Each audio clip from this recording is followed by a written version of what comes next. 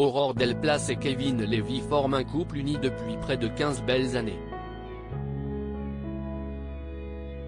Et de leurs amours est né le petit Aaron, le 8 octobre 2021. Mais avant de réaliser ce rêve, l'actrice d'un si grand soleil, France 2, et celui de Demain nous appartient, TF1, ont connu des épreuves. Des drames sur lesquels ils sont revenus à l'occasion d'une interview. La belle blonde de 36 ans, qui incarne Johanna Lemeur dans la fiction de France 2, et Kevin Levy ont pris la parole dans le podcast Les Rencontres de Julie. L'occasion de faire savoir qu'ils sont assez complémentaires sur de nombreux domaines comme l'organisation chez eux ou l'éducation de leur fils.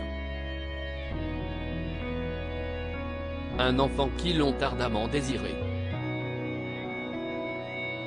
Mais avant de réaliser leur rêve, l'interprète de Bruno Paoletti et sa belle ont mené un long combat comme l'a rappelé la jeune maman. J'ai un petit peu galéré et puis Aaron est arrivé. Mais si est-il vrai que toute ma grossesse, jusqu'à ce que je sois grosse, j'étais en flip permanent.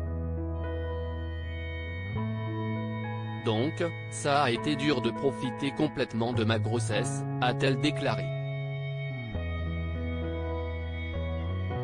Et son compagnon d'ajouter, ça a été compliqué.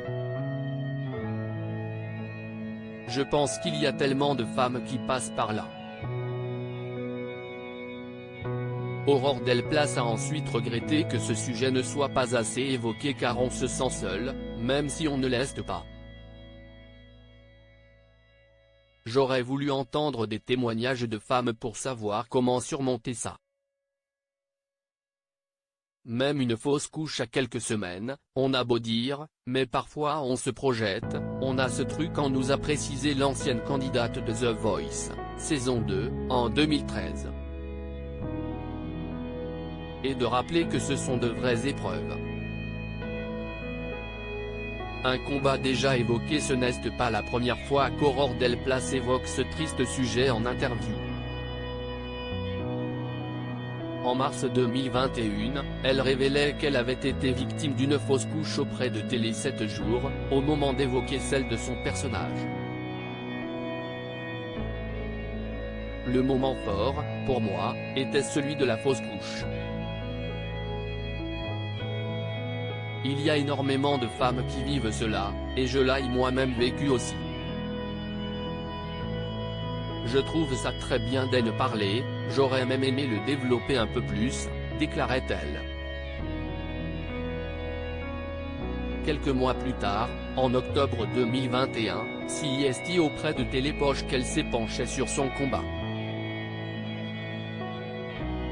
Je l'ai tellement attendu ce petit bébé. Je suis tellement heureuse que je voudrais crier ce bonheur. Et d'autant plus que j'ai connu quelques soucis, un avortement, une grossesse extra-utérine, une fausse couche. Confiait-elle notamment.